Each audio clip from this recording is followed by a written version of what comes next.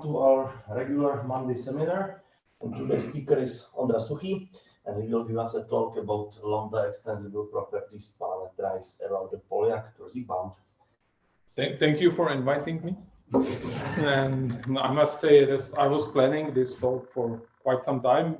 When I came here, I learned that Professor Turzík is working just few buildings from us, and I was thinking it would be good to one day give this talk so that we can also hear some follow-up on his work. So let me start with some general motivation or general context of our work. So suppose that we have some fixed graph property, pi, and we want to consider a problem which consists in finding a subgraph of the given graph that has at least L edges and has the property pi. So this is what we will call max edge pi subgraph. So given a graph and an integer L, does G have a subgraph with at least L edges, which is in pi? So, and what can be an example of this pi? If this pi is all bipartite subgraphs, then we can get the standard max cut, which is a well-known problem. But your pi can be just a set of all cliques, also possible. Then another example is max duct, which is finding a directed acyclic graph within an oriented graph. And the question we want to study is whether this problem does have an algorithm which works in this time, which is f of L times polynomial of the input size, or in other words, whether the problem is fixed parameter tractable. Okay. So what is lambda extendability and how it comes to play? So let's have some lambda which is between 0 and 1, and a property is lambda extensible if there's extendable if the following three properties are satisfied. So first is that it contains K1 and K2. That the property contains these two. The other thing is that if all of the G is in the property pi, if and only if each block belongs to pi, so you can study it block by block, whether it's in pi. And the third one is the lambda extension.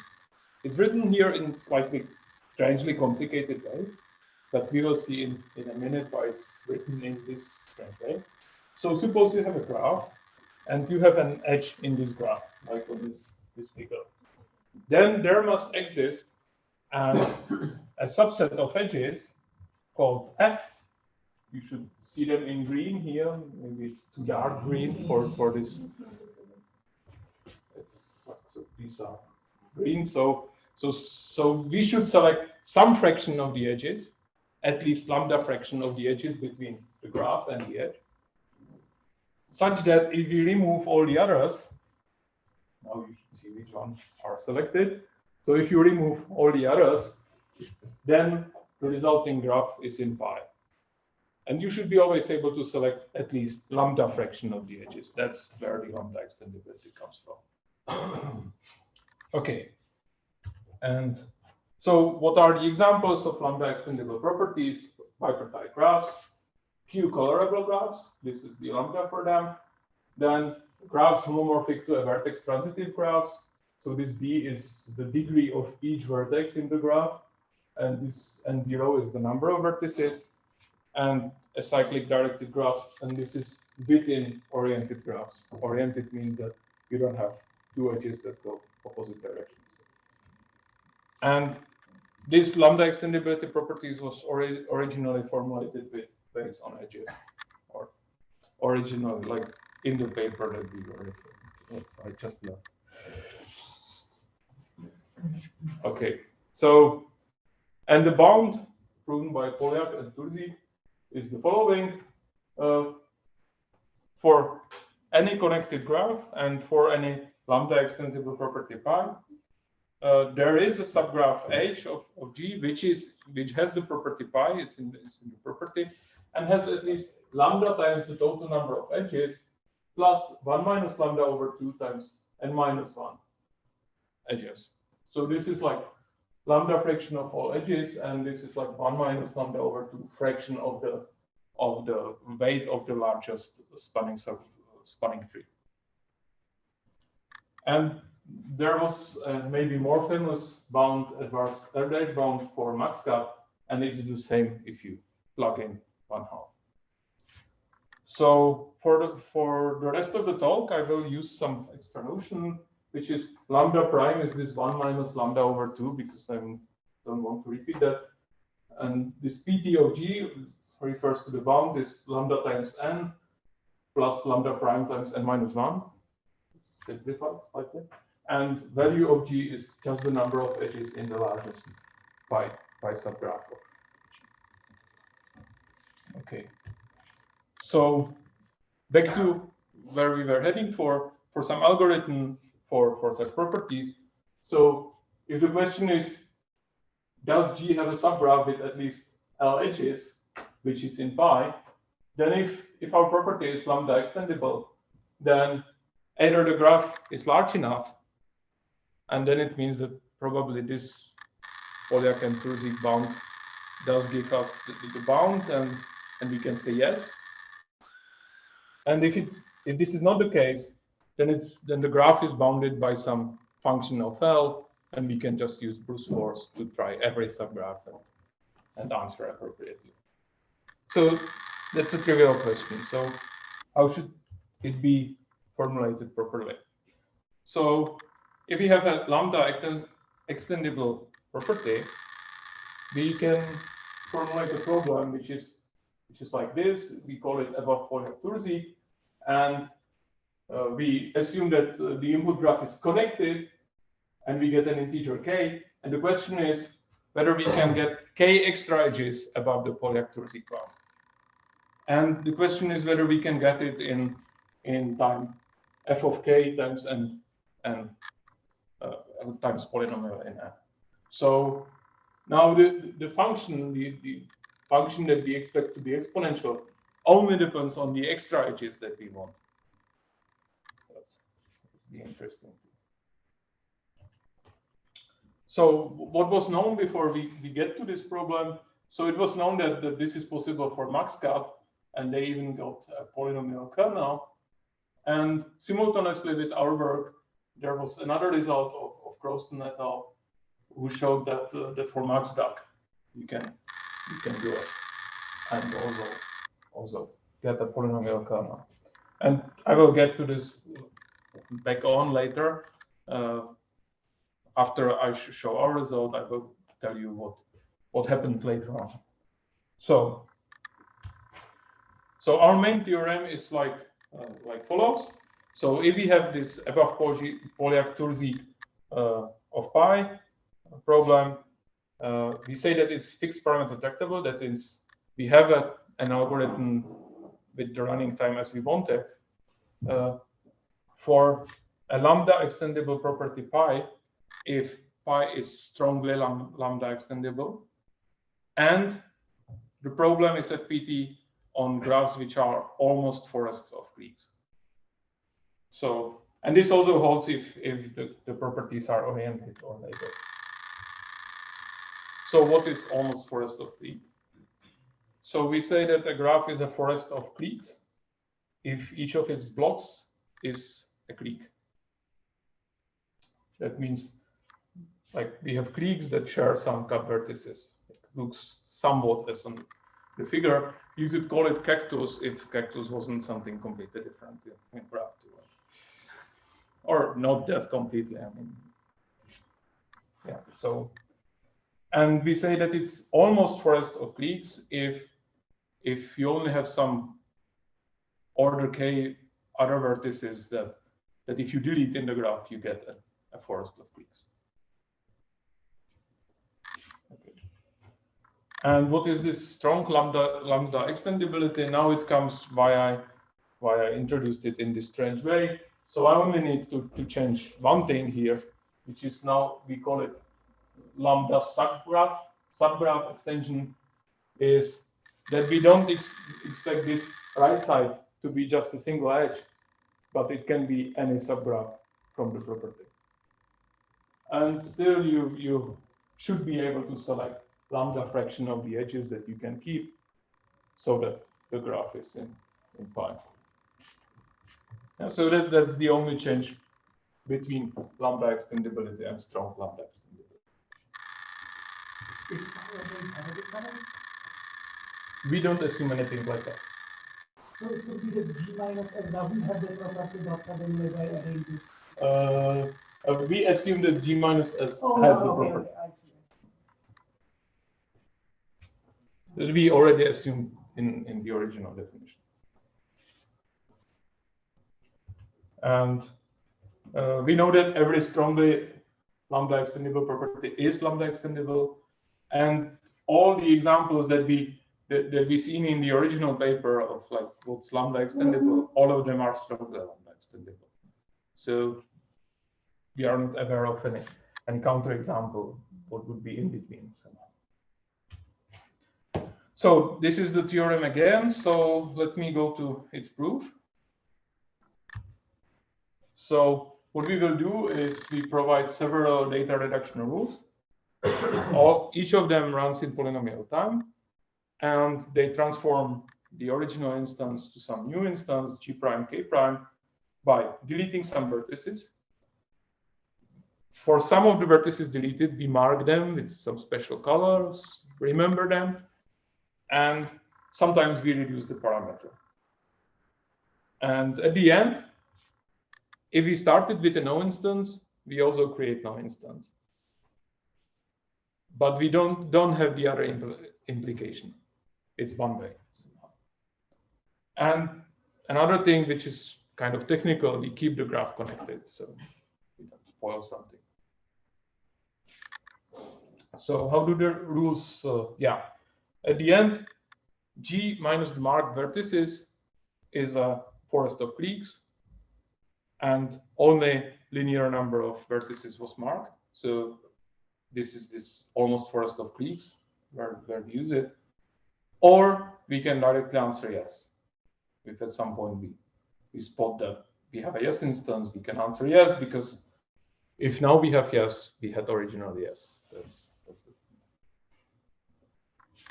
So, and the rules are the same as Crosstalk used for maxcat, but the proof is not the same. I mean, we use the same rules, but we have to prove their correctness again. So the first rule is very simple. So if we have a vertex and everything on that side, like this is one of the connected components, X, and X together with V is a clique, then we can simply delete X. And we don't mark anything, we don't touch the K, the budget, or whatever it is called. So yeah, this is the resulting graph. So rule 2 is somewhat more complicated. So we have several connected components when we delete vertex V, and most of them are cliques, like all but one are clique. And there can be one which is not clique, but now it's clique just like X alone is a clique, not together with V. So the connection with V can be more complicated.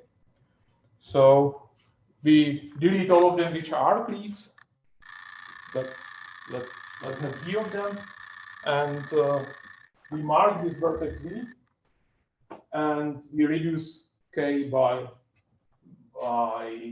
D times lambda prime. So yeah. And then there is third rule. If we have a path of length 2, like ABC, and the graph without this path is connected, then we can delete these three vertices, mark all of them, and reduce K by lambda prime. So this is how it will be. So these marked vertices are somehow marked aside, but they are no longer in the graph. That's important to see. And the final rule is if we have two cut vertices, like cut of size 2. The vertices are not connected, and like always, this component together with x is a clique. This component together with y is a clique, and this holds for all but at most one component. Then we delete all of these components and mark this x and y and delete, and only leave the one component which is not like that. And again, reduce k by lambda prime. Okay, so that's it. So why does it work? So we can use structural lemma of Crosstalk et al., which says if we have a connected graph which has at least one edge, then at least one of the rules applies. That's great. So it will keep shrinking the graph until something happens, and the rules can be applied in polynomial time. And if we take the marked vertices, then in the original graph, these vertices imply that that it will be almost forest of cliques. Like if you remove these marked vertices from the original graph, you get a forest of cliques. We will strengthen this result, or we strengthen this result by showing that we only use this rule 4, which is quite complicated, has these two cut vertices, only in very special cases, and only then we can show that it's a good rule in the sense that I will have to prove. And what we have to prove is that we only mark few vertices and that we preserve the S instances. That is, that we can afford to remove these lambda primes where we did. So how many vertices did we mark? So we had this rule 1 where we didn't mark anything, and this was rule 2 where we marked one vertex, but we were reducing k by at least lambda prime. Here we marked 3 vertices, again reducing k by lambda prime, and here we were marking 2 vertices, again reducing k by lambda prime, which means that we always marked at least 3 vertices, at most 3 vertices, and when we did so, we always reduced k by at least lambda prime. So it means at the end, at most 3 over lambda prime times k minus k prime vertices marked in total. If k prime any time becomes less than 0, then just because of this Poljak-Turzík bound, we know that we have a yes instance and we can answer yes. If k prime is at least 0, then we have at most 6 over 1 minus lambda times k vertices marked, which is some constant times k. So we never mark too many vertices. Now, for showing that we preserve no instances, we need these gain graphs, or graphs on which we can gain something extra over the bound. The first example is a simple edge.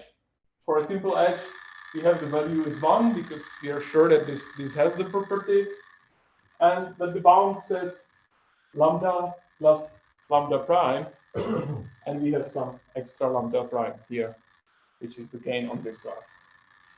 And similarly, if we have this path of length 2, we again know it's in the property. This is, you have to use a bit. I mean, this is one block, this is another block, so each of the blocks is in, and the value is 2 because we can preserve both of the edges, which is the bound plus 2 times lambda prime. And then we need to know how it works when we glue some graphs.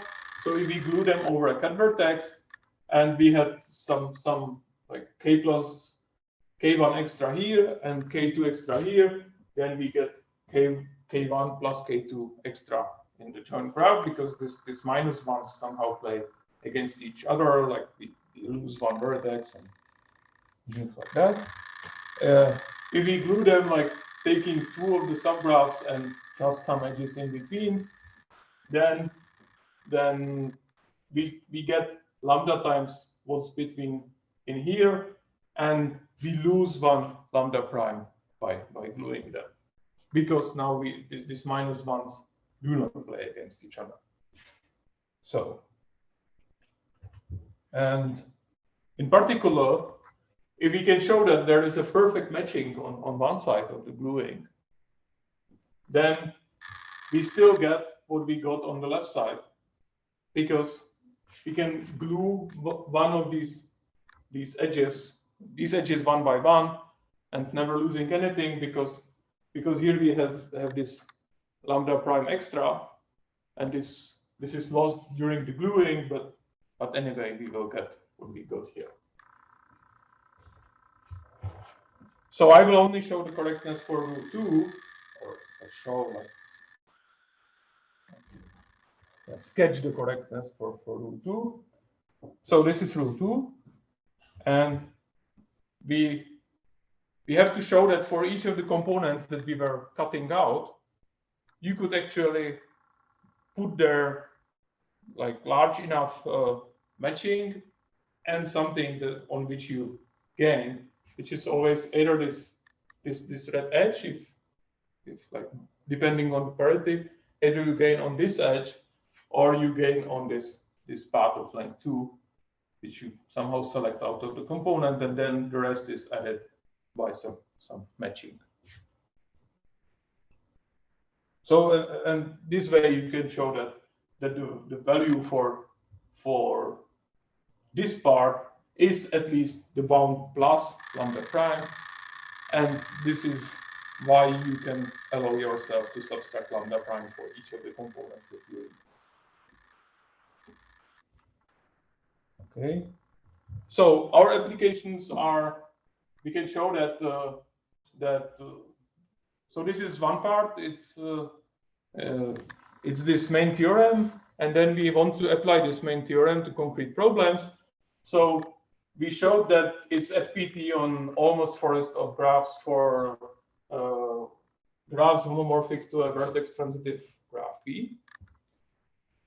And we showed it for these directed cycles in directed acyclic graphs in oriented graphs. And for these two, it applies. So we show that the problem is FPT. So after we did that, Crosstalk had another look on our results, and inspired by that, they showed that these properties have a kernel. So kernel is what is a kernel? Kernel is a polynomial time procedure which starts with any instance and outputs an instance with size bounded by some function of k, and we are especially interested in such kernels which produce polynomial size instances.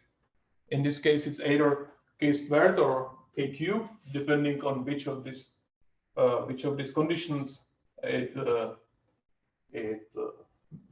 satisfies. So we have a kernel whenever either lambda is not 1/2. So this 1/2 is the somehow like the hardest case. So if it is 1/2, then there is still something that can save us. The first thing is, if all the orientations and all the labeling of the graph K3 belong to pi, and the last thing that can save us is if pi is hereditary property of simple or oriented graphs. So this doesn't work for labelings. But the interesting thing is that they do not assume anything about almost forest of creeks, so it works independently of that. So it's much stronger in that sense. And this also implies that the program is FPT. And another follow-up result is by Echeid and Nick, who showed that the kernel sizes can be improved to a linear number of vertices, and it can be computed in almost linear time. So what are future research directions? We don't know anything about weighted graphs. the original result was for weighted graphs. We don't know whether there is a strongly lambda extendable, whether there is a lambda extendable property which is not strongly lambda extendable. And we don't know, you asked about whether it has to be hereditary. We don't know that whether there is an example which is not hereditary but still lambda extendable or even strongly lambda extendable. That's it. Thank you for your attention. Okay, thank you for the talk. Comments and questions? For the last one question, the lambda extendable, which is not stronger lambda, with the same lambda. Yeah, even with the same lambda, we don't know. Yeah.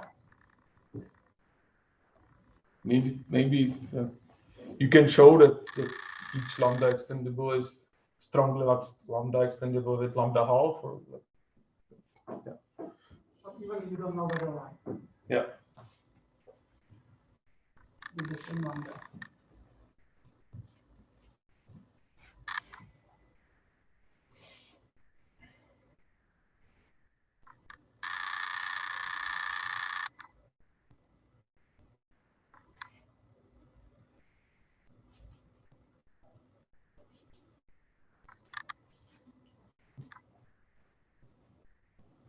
Maybe a stupid question, but because I like stupid questions. Okay, so I will provide you one. So this was so far for undirected graphs. So It works for directed and for for labeled graphs. Sorry? What? And for labeled graphs. So you can have like red and blue edges or something like that. Okay. And working, I mean, in the same, exactly the same way. Yes.